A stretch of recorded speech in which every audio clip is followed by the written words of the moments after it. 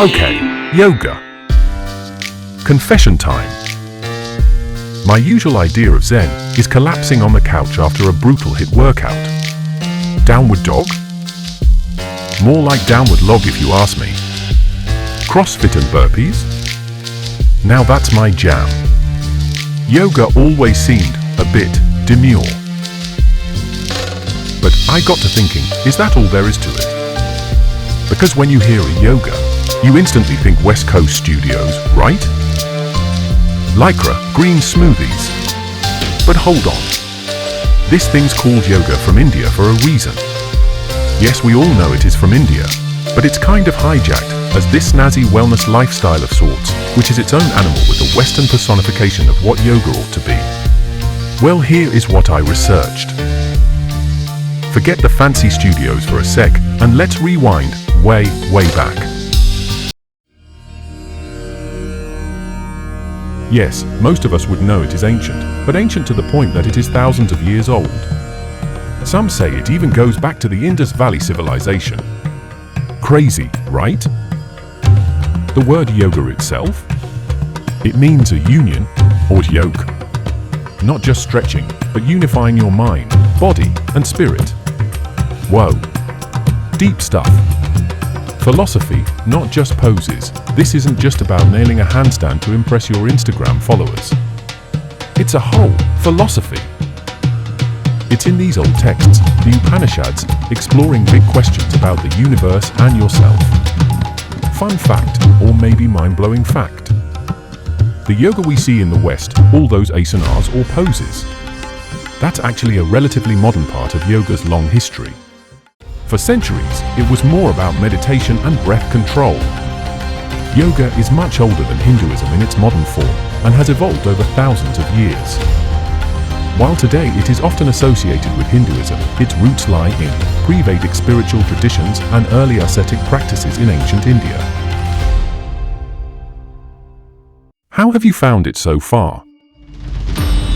Now let's move on to yoga's impact on India and the world, from ancient practice to global phenomenon.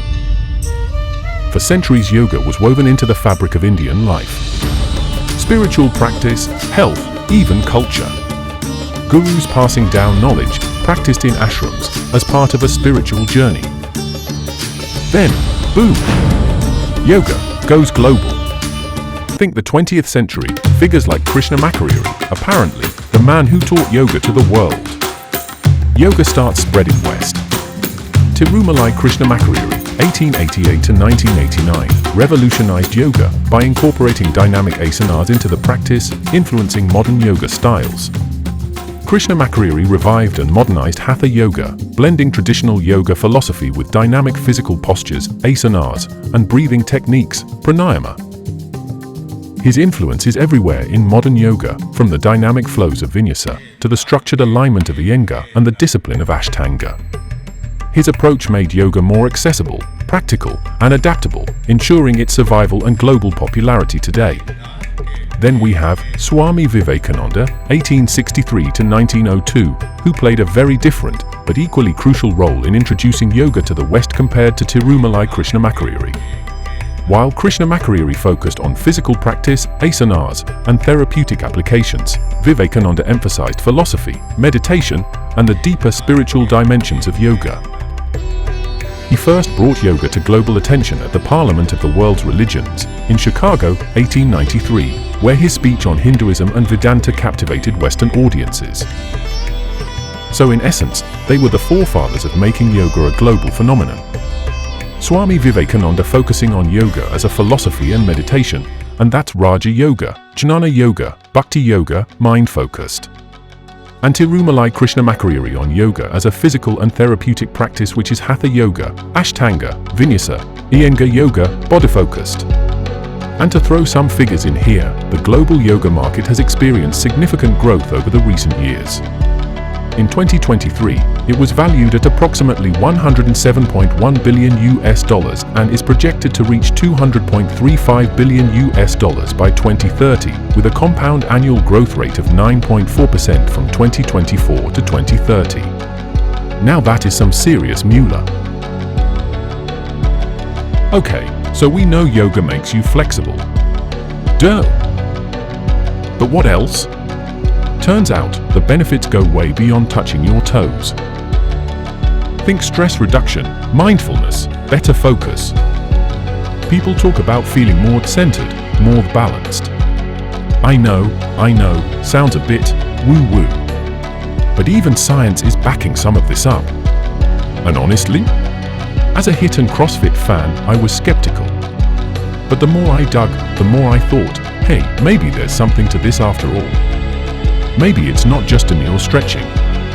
Maybe it's surprisingly powerful. What I picked up on was that beyond the physical there is the spiritual side that you can pursue, or even if not so, the mindfulness and discipline is most interesting, along with the physical and therapeutic practice which focuses on self-improvement. As for the physical, whoa, it demands rigor and in no way is it demure. The practitioners are supple and strong and the movement very impressive.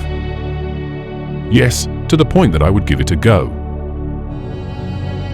Now I have got 4 poses that you and I could try out as beginners. The first 2 are challenging. We don't want to just pose, we want to feel some exertion. So, start with extended side angle, Utthita Parsvakonasana, strength and stretch. You need to follow the instructions in the video, as my verbal instructions will not get through.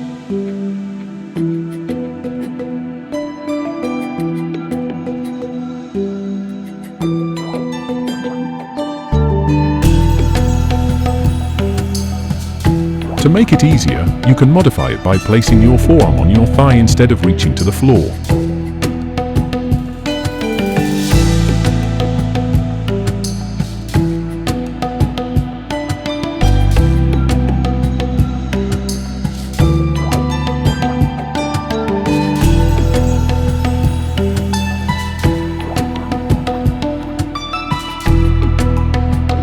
Next, crow pose, Bakasana, arm balance challenge.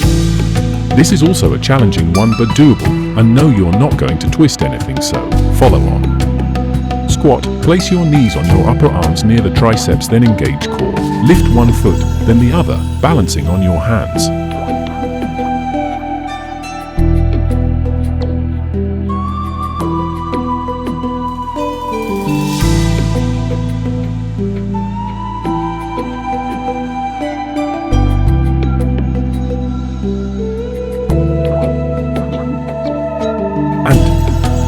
Tree pose. Okay, a little balance challenge, but great for focus. Find a focal point to balance, that helps. Much easier, yes?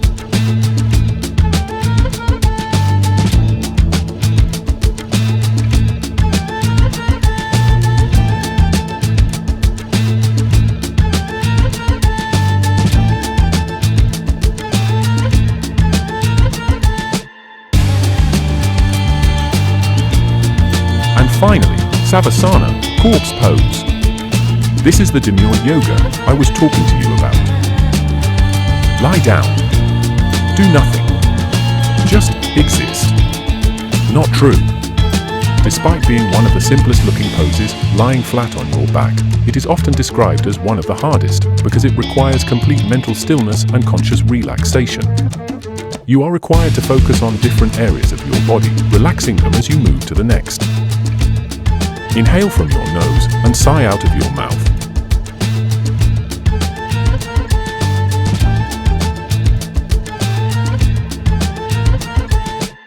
So, where does this leave me? Well, I'm still a Hiit and Crossfit devotee, let's be real. But I'm also intrigued, surprised, and for sure if I get the opportunity one will try yoga. Ashtanga yoga is what appeals to me most, and most certainly I do not view this as demure anymore. Although I am aware that there is the meditative and spiritual side, I think a balance would be fine. I would like to have your thoughts on yoga. Was this video illuminating, and would you give it a try? I sure hope so. Don't be shy to hit that subscribe button. A thumbs up would do nicely too, and we will catch up again on the next one.